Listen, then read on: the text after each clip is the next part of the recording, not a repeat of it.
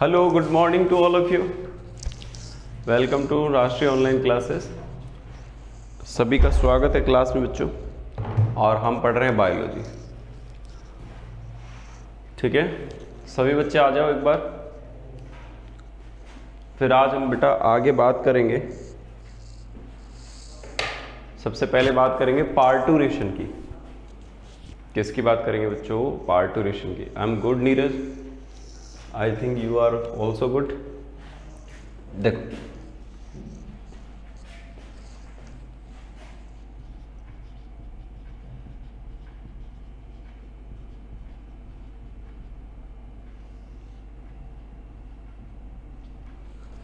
पार्टूरेशन। पार्टूरेशन का क्या मतलब है? सभी बच्चे अपना वीडियो ऑन कर ले बच्चों।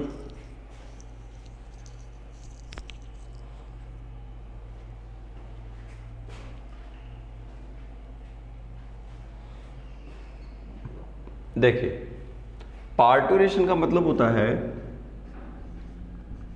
डिलीवरी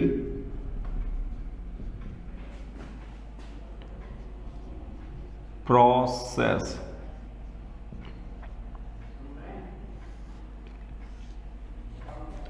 बताओ, हम किसकी बात कर रहे हैं बेटा? पार्टूरेशन में डिलीवरी प्रोसेस की बात कर रहे हैं। और आज हम ये समझने की कोशिश करेंगे कि पार्टूरेशन में डिलीवरी प्रोसेस क्या होता है।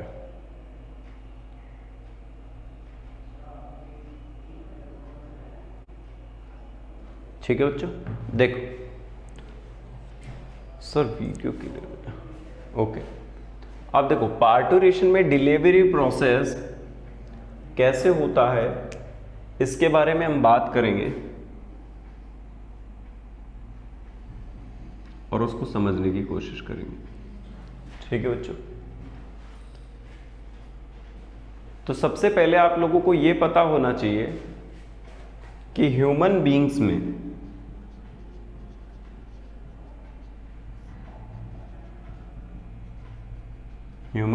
में लगभग 270 से 280 डेज का एक गैस्टेशन पीरियड होता है, जिसे अपन 9 मंथ भी कहते हैं। 9 month, this is called gestation period. इतनी बात समझ में आ रही है? जिस दिन ओवम फर्टिलाइज होता है उसके बाद लगभग 9 मंथ तक मदर के यूट्रस के अंदर चाइल्ड का फॉर्मेशन होता है, और उस प्रोसेस को हम गैस्टेशन पीरियड कहते हैं, और उसके फॉर्मेशन को एम्ब्रियोजेनेसिस कहा जाता है। तो बच्चे के बनने के प्रोसेस को क्या कहा जाएगा बच्चों? एम्ब्रियोजेनेसिस। बोलो बच्चों, क्या कहा जाएगा? एम्ब्रियोजेनेसिस। क्लियर है? तो एम्ब्रियोजेनेसिस मतलब फॉर्मेशन ऑफ एम्ब्रियो।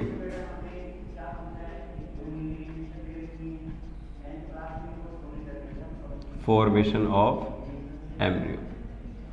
क्लियर है ना ये बात?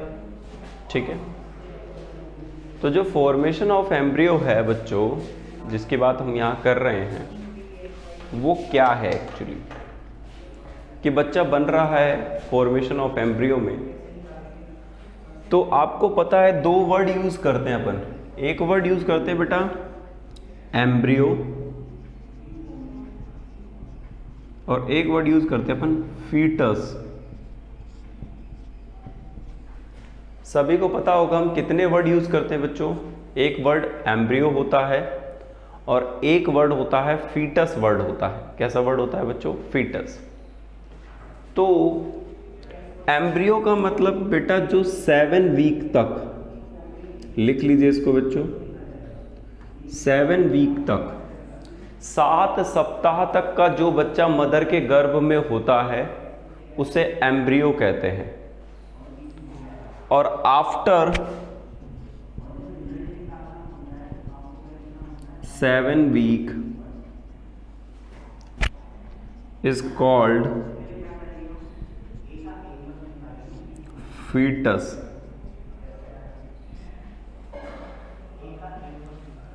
7 सप्ताह के बाद इसे क्या कहा जाता है बच्चों? फीटस कहा जाता है। इतना क्लियर है? अब एक्चुअली आपको समझना होगा कि बच्चे के अंदर इमेज अभी दिखाएंगे थोड़ी देर में, आप लिख, ठीक है। देखो, बच्चे के अंदर जो फीटस है, ठीक है बच्चों, क्या है? फीटस है। वो फीटस 7 वीक के बाद दिखाई देता है।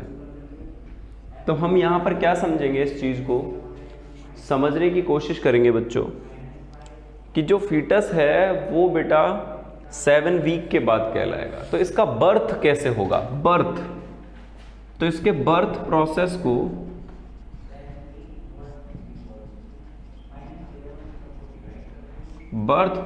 को हम क्या कहते हैं बच्चों? पार्टूरेशन। पार्टूरेशन, ठीक है। Birth process is called parturition. तो सर, एक छोटा सा बच्चा, अगर आप देखें, एक छोटा सा जो बच्चा है उसका जो फॉर्मेशन होगा उसके बाद, अभी थोड़ी देर बाद दिखा देता हूँ। हाँ, वही ऊपर, ठीक है। हाँ, तो देखो सुनो बच्चों, इसके बाद वो उसका जो फॉर्मेशन होगा, उस फॉर्मेशन के बाद उसका जो डिलीवरी प्रोसेस है उसे हम कैसे समझेंगे वो समझिए। देखो वो कैसे होगा, तो उसके लिए हमें क्या करना पड़ेगा बच्चों? सबसे पहले कुछ हार्मोन्स के बारे में देखना होगा। हार्मोन्स,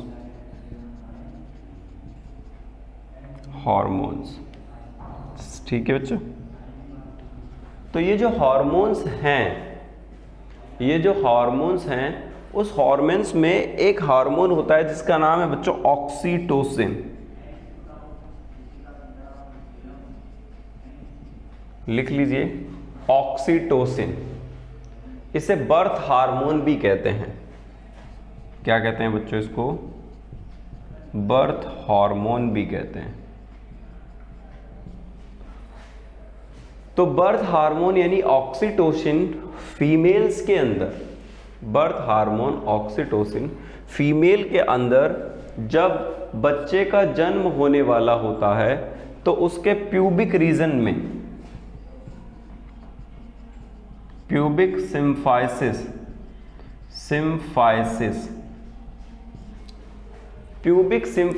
रीजन में, समझो बच्चों, प्यूबिक सिम्फाइसिस रीजन में ये क्या करता है? प्यूबिक सिम्फाइसिस रीजन में, ये प्यूबिक सिम्फाइसिस रीजन में एक कॉन्ट्रैक्शन पैदा करता है। क्या पैदा करता है बच्चों? It will be create a contraction. तो ये कॉन्ट्रैक्शन को पैदा करता है, जिस कॉन्ट्रैक्शन की वजह से ये मसल्स,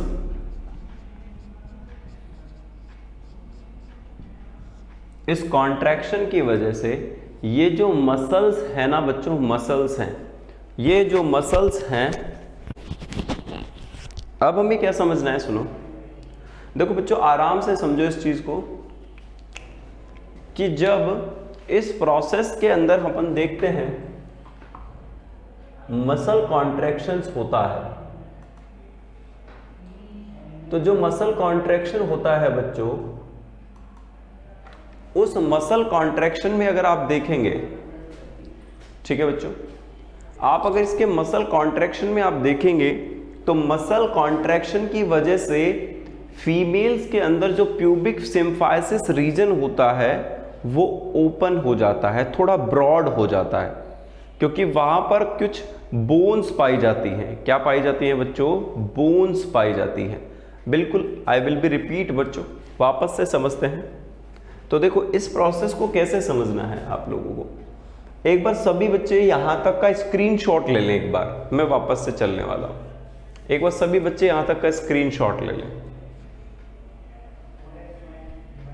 ओके, सभी ने ले लिया, ठीक है। वापस से समझते हैं इस छोटे से प्रोसेस को एक अलग से तरीके से। देखो समझो बच्चों, देखो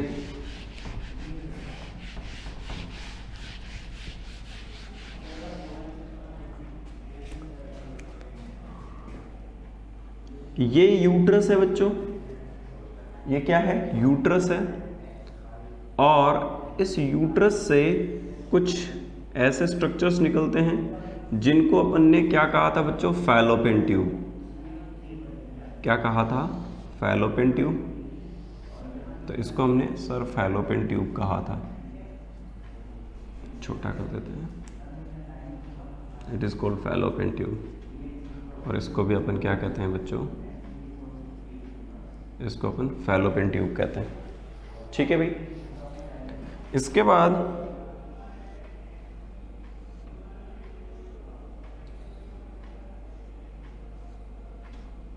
ये वेजाइनल पार्ट है बच्चों, आराम से समझो। तो याद करो कि कल की क्लास में हमने पढ़ा था कि सर यहां पर जो एम्ब्रियो होता है उस एम्ब्रियो का फॉर्मेशन होता है। तो एम्ब्रियो बेटा ऐसा है, ठीक है, और वो प्लेसेंटा के साथ कनेक्टेड है। बोलो किसके साथ कनेक्टेड है बच्चों, प्लेसेंटा के साथ। ठीक है, एम्ब्रियो यूट्रस में प्रेजेंट है और वो प्लेसेंटा के साथ कनेक्टेड है। This is placenta, placenta. इतना क्लियर है बच्चों, प्लेसेंटा। और यहां पर आप देख रहे हो दिस इज वेजाइनल पोर या वेजाइनल पार्ट। तो ये वेजाइनल पार्ट है सर, ये कैसा पार्ट है बच्चों, वेजाइनल पार्ट है। इसको अपन वेजाइनल ओपनिंग कह सकते हैं, ओपनिंग। ठीक है बच्चों। तो बच्चे को इस वेजाइनल ओपनिंग से बॉडी से बाहर आना है। ठीक है, और जब बच्चा इस बॉडी से बाहर आएगा, वेजाइनल ओपनिंग से बाहर आएगा, तो ये वाला जो रीजन है ना बेटा, ये वाला जो रीजन है, इस रीजन को हम कहते हैं प्यूबिक सिम्फाइसिस। Pubic symphysis. और यहां पर एक हमारी बोन होती है जिसको हम कहते हैं बच्चों पैल्विक ग्रिडल। बोलो क्या कहते हैं उसको अपन, पैल्विक ग्रिडल। तो यहां हमारी ग्रिडल्स हैं, कुछ बोन्स हैं। ठीक है बच्चों। तो ये क्या करता है, जब हमारा ब्रेन, ये हमारा ब्रेन है बच्चों, तो पिट्यूटरी ग्लैंड क्या करती है, ब्रेन से ऑक्सीटोसिन हार्मोन सीक्रेट करती है। बोलो कौन सा हार्मोन सीक्रेट करती है, ऑक्सीटोसिन। वो ऑक्सीटोसिन जो हार्मोन होता है बच्चों, वो ऑक्सीटोसिन हार्मोन यहां पर इस वाले रीजन को थोड़ा बड़ा कर देता है, ब्रॉड कर देता है। ठीक है, ठीक है, ऑक्सीटोसिन। ठीक है, तो ये क्या करते हैं बच्चों, इसको थोड़ा ब्रॉड कर देता है oxytocin. Oxytocin contraction and relaxation and relaxation. ठीक है, रिलैक्सेशन। तो ऑक्सीटोसिन ने क्या किया, इस प्यूबिक सिम्फाइसिस रीजन को थोड़ा बड़ा कर दिया, जिससे ये बच्चा आसानी से बाहर आ सके।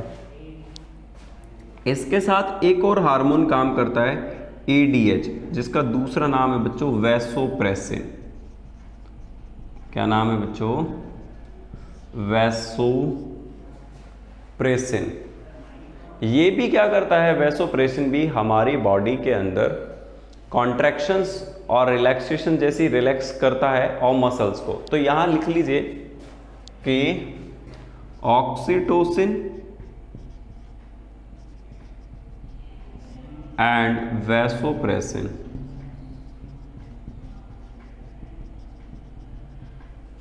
Work in delivery process.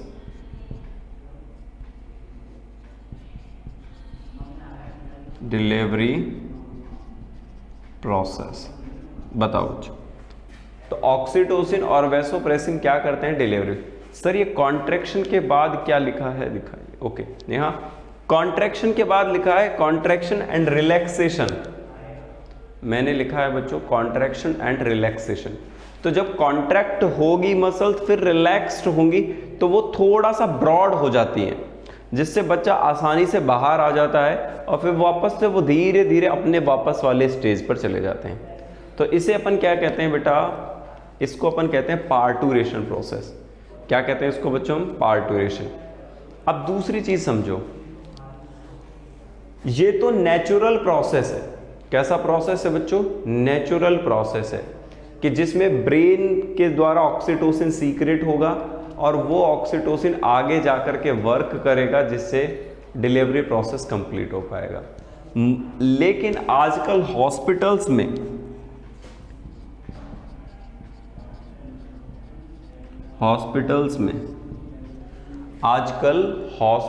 में सुनो बच्चों, ऑक्सीटोसिन के इंजेक्शन भी दिए जाते हैं बिफोर डिलीवरी।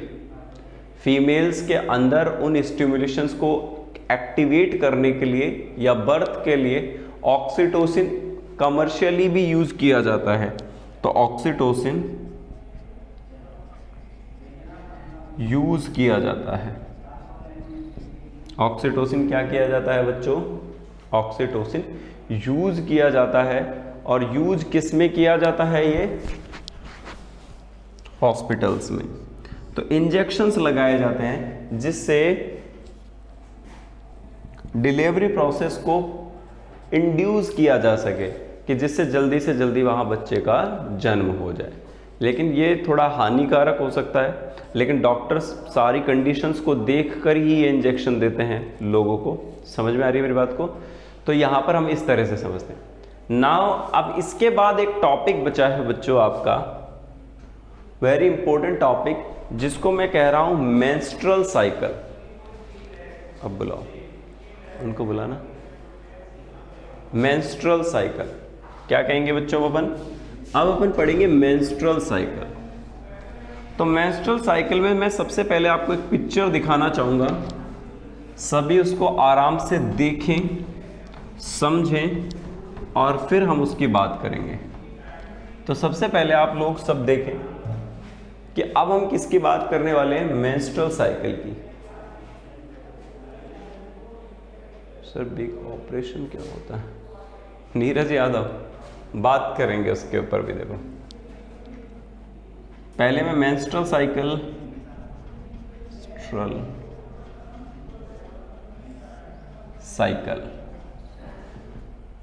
देखो नीरज, जो आप पूछ रहे हो ना ऑपरेशन, इसको बेटा हम सिजेरियन प्रोसेस कहते हैं। क्या कहते हैं इसको अपन? सिजेरियन प्रोसेस कहते हैं। और सिजेरियन प्रोसेस कब किया जाता है?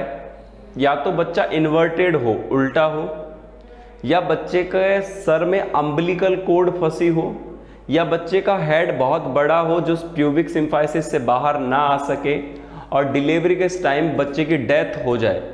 तो ऐसे डेंजरस कंडीशंस में, ऐसी डिफरेंट कंडीशंस में जो गायनेकोलॉजिस्ट होते हैं वो डिसीजन करते हैं सिजेरियन का। किसका डिस्कस करते हैं बच्चों? सिजेरियन का। सिजेरियन प्रोसेस में क्या करते हैं, हमारे एब्डोमेन से एक कट लगाया जाता है यूट्रस तक। बताओ बच्चों, कहां तक कट लगाया जाता है? यूट्रस तक। और यूट्रस से डायरेक्टली ही हम बच्चे को बाहर निकाल लेते हैं। किसको बाहर निकाल लेते हैं बेटा? डायरेक्टली बच्चे को बाहर निकाल लेते हैं। उस प्रोसेस को अपन क्या कहते हैं बेटा? Menstruation cycle. कोई बात नहीं हो पाएगा, कोई बात नहीं। तो उस प्रोसेस को अपन क्या कहते हैं बेटा? मेंस्ट्रुअल साइकिल कहते हैं। वो सॉरी उस प्रोसेस को हम सिजेरियन प्रोसेस कहते हैं। क्या कहते हैं बेटो? Caesarean process. अभी क्लियर है नीरज, क्या होता है सिजेरियन प्रोसेस? सिजेरियन प्रोसेस का मतलब होता है बच्चों जिसमें हम ऑपरेशन करके बच्चे को बाहर निकाल लेते हैं यूट्रस से। तो उसमें सेफ्टी रहती है, थोड़ा सा बच्चे को वो जो सारे डेंजरस कंडीशंस को फेस नहीं करना पड़ता और आसानी से बच्चे का बर्थ हो जाता है। लेकिन कई बार ऑपरेशन भी खतरनाक हो जाते हैं, ब्लीडिंग प्रोसेस या अदर थिंग्स, कई सारी चीज़ें भी हो जाती हैं, तो वो भी थोड़ा डिफरेंस होता है। तो वो डॉक्टर डिसाइड करता है कि उसको क्या करना है। क्लियर है बच्चों? Okay, so big operation. अब आगे आओ बच्चों, अब हम बात करेंगे मेंस्ट्रुअल साइकिल की। बोलो, किसकी बात करेंगे बच्चों अपन? Today we are discussing about menstrual cycle. Okay, आराम से समझे बच्चों मेंस्ट्रुअल साइकिल क्या होता है।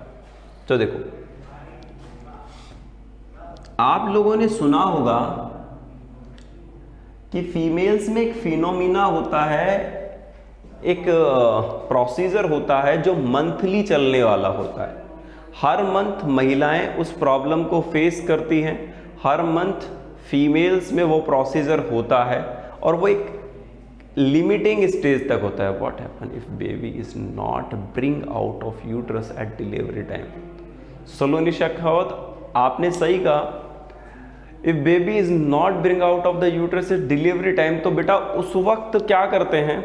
देखो सुनो, उस वक्त क्या किया जाता है, अगर आप थोड़ा सा पढ़े होंगे, अगर बच्चा ऐसे प्रोसेस में फंस गया है, इस प्रोसेस में फंस गया है, तो उस वक्त क्या करते हैं, वहां पर अगर कंडीशंस को देखा जाता है कि बच्चे का कितना हेड बाहर आया है या हेड की पोजीशन क्या है, तो वहां पर वेजाइनल कट भी लगाया जाता है एक, ठीक है, वहां पर भी कटिंग कर सकते हैं अपन। अगर ऐसी कोई कंडीशंस हैं तो वेजाइनल कट के दौरान भी क्या कर सकते हैं अपन, उस पार्ट को थोड़ा सा और ब्रॉड कर सकते हैं जिससे बच्चे को बाहर लाया जा सके, ठीक है। और अगर समझ लीजिए कि बहुत ज़्यादा प्रॉब्लम है तो कई बार सडनली भी सिजेरियन करने लग जाते हैं। तो उसमें क्या होता है कि अगर समझ में आता है कि मदर या बच्चे को कोई प्रॉब्लम है, तो वहाँ सडनली ही क्या किया जाता है बच्चों, वहाँ सडनली ही बच्चे को क्या कर लेते हैं, ऑपरेशन करके फिर बाहर निकाल लेते हैं। वैक्यूम से भी ना होता है ना, ये बेटा सब बकवास है, ठीक है। वो जो सब दिखा रहे थे ना 3 इडियट में, हाँ, तो मैंने तो जितना भी पढ़ा है वो वैक्यूम से बच्चे को खींचना वो बिल्कुल बेकार है बेटा, ऐसा नहीं होता, ठीक है। वो बस एक दिखाया गया, ऐसा प्रोसेस बहुत कम जगह हुआ है या कुछ जगह पे ही लोगों ने ऐसा किया है, लेकिन ऐसा होता नहीं है नॉर्मल प्रोसीजर में बेटा, ठीक है जीतूकांत। तो हमें वहाँ पे नहीं जाना, उसको समझ में आ रहा है आपको कि सर वैक्यूम यूज़ करके, सर वैक्यूम का कैसे अपन मेंटेन करेंगे, बच्चे का हेड कितना सॉफ्ट होता है उस वक्त, वैक्यूम का प्रेशर हेड पे ना होकर के नोज पे चला गया या कहीं और चला गया तो बड़ी प्रॉब्लम हो जाएगी बच्चों, ठीक है ना। तो ये वैक्यूम वाला अभी तक तो कहीं अपने इंडिया में तो लोग करते नहीं है ऐसा, ठीक है बच्चों, ओके। तो वहाँ तो नॉर्मल डिलीवरी और सिजेरियन डिलीवरी पर ही काम चलता है। नॉर्मल डिलीवरी में नॉर्मल बच्चा हो जाता है और सिजेरियन के अंदर भी नॉर्मल ही बच्चा होता है, लेकिन वो सिजेरियन प्रोसेस से होता है। कैसा होता है बच्चों? सिजेरियन प्रोसेस से। क्लियर है बच्चों? ठीक, आ गया। अब हम बात करेंगे मेंस्ट्रुअल साइकिल की। तो मेंस्ट्रुअल साइकिल क्या है? मेंस्ट्रुअल साइकिल एक मंथली साइकिल है। क्या है बेटा? मंथली साइकिल है। तो मैं लिख सकता हूं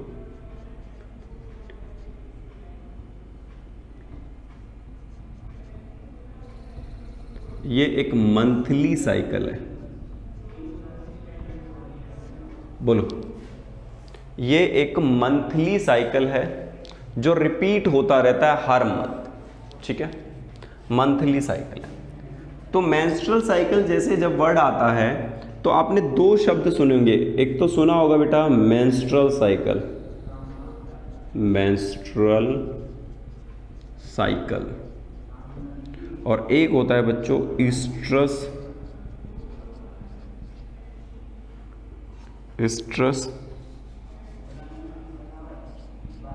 ईस्ट्रस साइकिल।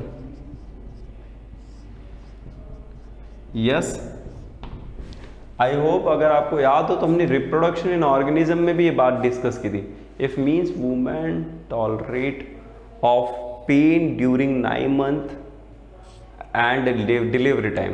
तो सलोनी ये तो ठीक है, लेकिन जो पेन टॉलरेशन की बात होती है वो बेटा लास्ट के कुछ फ्यू मंथ्स में ही होता है, ठीक है, प्रीवियस मंथ्स में नहीं होता।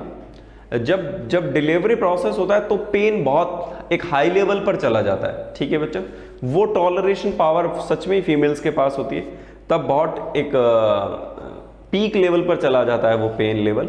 लेकिन उससे पहले बेटा 9 मंथ या 8th मंथ पर हम बात करें तो बहुत कम ही पेन होता है। ऐसा नहीं होता कि वो 9 मंथ तक ही पेन टॉलरेट करे, उसके बाद में बेटा डिलीवरी बर्थ टाइम पर तो उनको बहुत ज़्यादा टॉलरेट करना पड़ता है।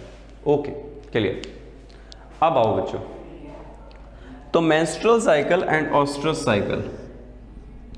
तो देखो, जो मेंस्ट्रुअल साइकिल है वो प्राइमेट्स में होने वाला प्रोसीजर है।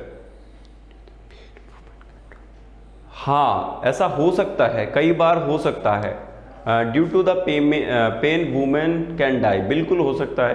कई बार बहुत सारी फीमेल्स की डेथ ऑन डिलीवरी टाइम हुई है।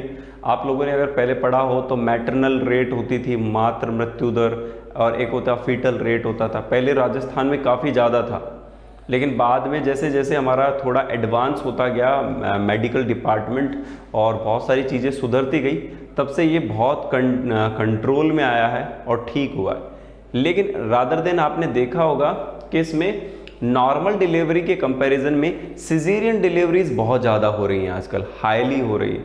वो हमारा थोड़ा एक हमारा जो क्या कह सकते हैं उसको, जो रूटीन है वो बदल गया है कंपैरिजन पहले की तुलना में, तो उस रूटीन की वजह से भी ऐसा होता है। ठीक है, तो वो सारी चीज़ें अपन यहाँ पर देख सकते हैं।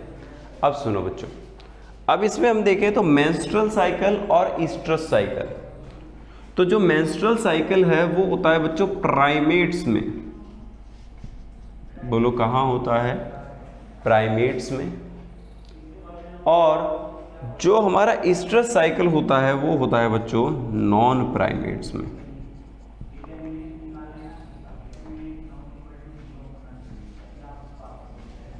नॉन प्राइमेट्स में।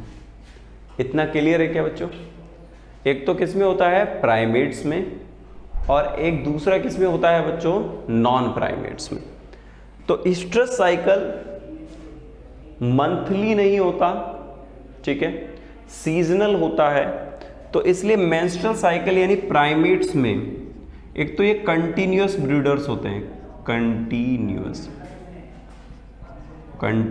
ब्रीडर्स होते हैं। ये क्या कहना चाह रहा हूं कंटिन्यूअस ब्रीडर्स का मतलब? सर कंटिन्यूअस ब्रीडर्स का मतलब जो पूरे साल बच्चे पैदा कर सकते हैं, पूरे साल जनन कर सकते हैं, ऑल लाइफ कंटिन्यू बर्थ के लिए काम कर सकते हैं। और नॉन प्राइमेट्स होते हैं बेटा सीजनल्स, सीजनल ब्रीडर्स। बोलो क्या होगा? Seasonal breeders. सीजनल ब्रीडर्स एक स्पेसिफिक सीजन में ही रिप्रोडक्शन करते हैं। सीजनल ब्रीडर्स एक स्पेसिफिक सीजन के अंदर ही क्या करते हैं बच्चों? रिप्रोडक्शन करते हैं।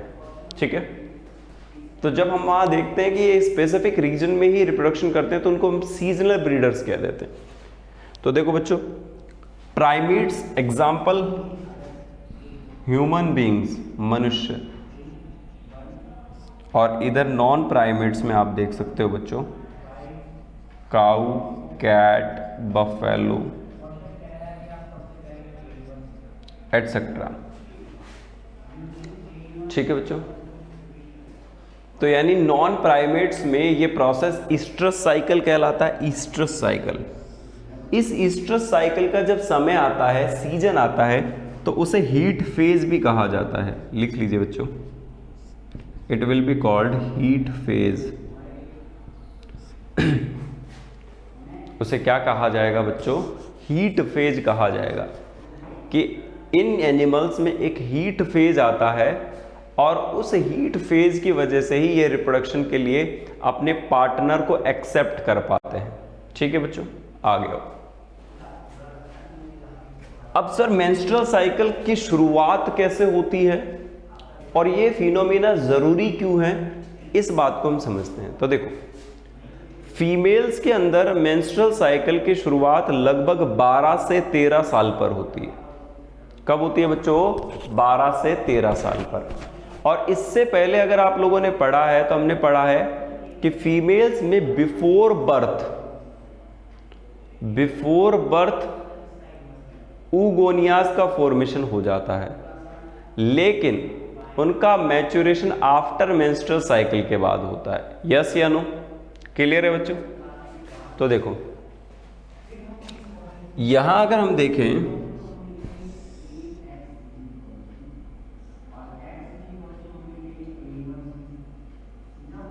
तो ये जो मेंस्ट्रुअल साइकिल प्रोसेस है, इस मेंस्ट्रुअल साइकिल प्रोसेस में आप क्या देखोगे बच्चों, एक चीज तो ये समझो कि सर मेंस्ट्रुअल साइकिल की शुरुआत होती है 12 to 13 ईयर्स पर। इसे बेटा प्यूबर्टी स्टेज कहते हैं बच्चों में, फीमेल्स में क्या कहते हैं बेटा, उनको प्यूबर्टी स्टेज कहते हैं।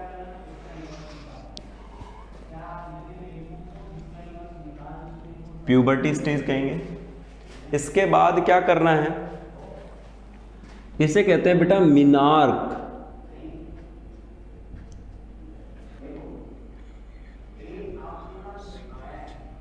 मिनार्क ये लिख लीजिए बेटा, मेनार्क। जब पहली बार मेंस्ट्रुअल साइकिल की शुरुआत होती है तो उसे क्या कहा जाता है बेटा, मिनार्क कहा जाता है। Starting menstrual cycle. तो मेंस्ट्रुअल साइकिल की शुरुआत को, मेंस्ट्रुअल साइकिल का शुरुआत जो होता है उसे क्या कहते हैं बेटा, मिनार्क। क्लियर है ना सभी को?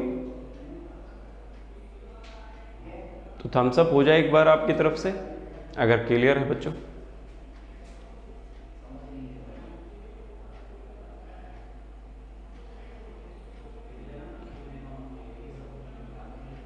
ओके अब सुनो बच्चों, menarche starting of menstrual cycle होता है और ये 50 से 55 साल की उम्र में,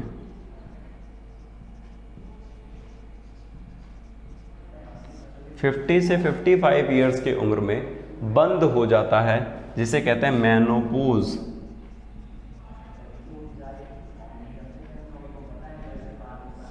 बताओ क्या कहा बच्चों हमने उसको, मेनोपॉज, यानी वहां पर आकर के वो बंद हो गया है। ठीक है नेहा सुरेलिया, आफ्टर 50 to 55 ईयर्स, 50 से 55 साल की उम्र में फीमेल्स में ये मेंस्ट्रुअल साइकिल बंद हो जाता है। ओके, जिसकी वजह से मेंस्ट्रुअल साइकिल बंद हो जाने की वजह से ओव्यूलेशन प्रोसेस नहीं होता और फिर वो फीमेल कभी मां नहीं बन पाती।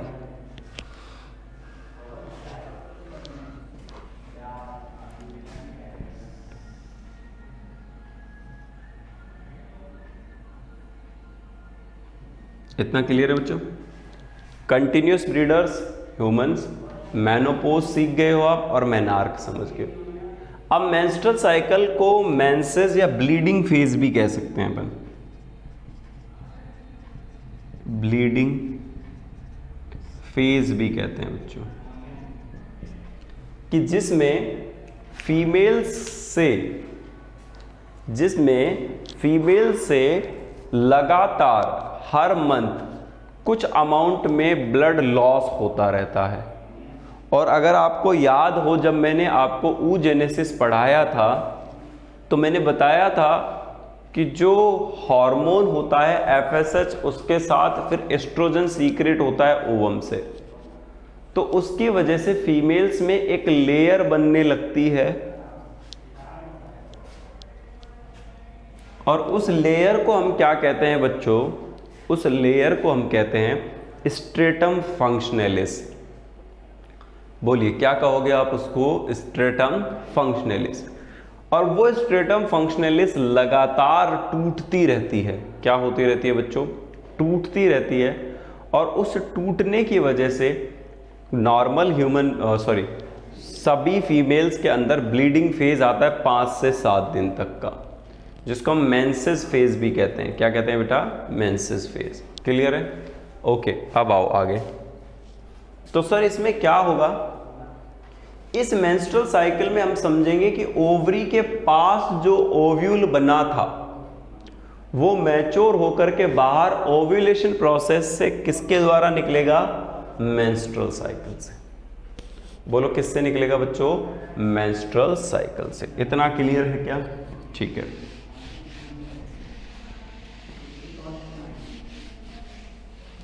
तो इतना अपन समझेंगे।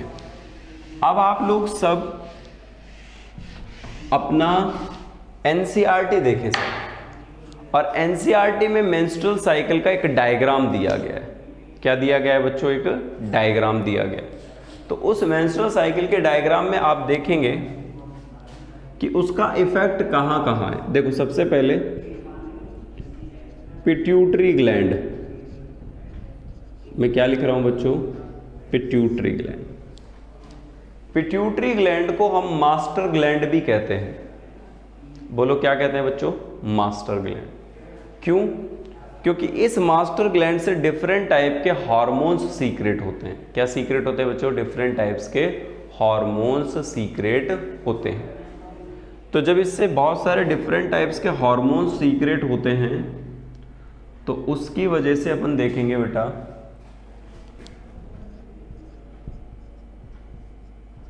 FSH और LH। याद करो तो कौन कौन से आए बेटा? FSH और LH। FSH को कहते हैं, क्या पूरा नाम बताओ? फॉलिकल स्टिमुलेटिंग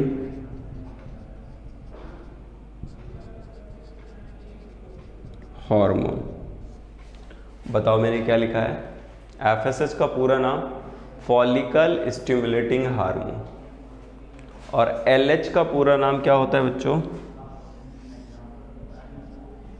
ल्यूटिनाइजिंग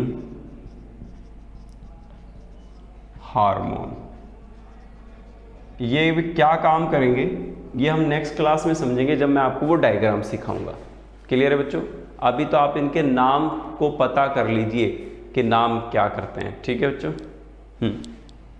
दूसरे होते हैं दो फीमेल सेक्स हार्मोन, एक को कहते हैं एस्ट्रोजन और दूसरे को क्या कहते हैं बेटा? प्रोजेस्टेरॉन।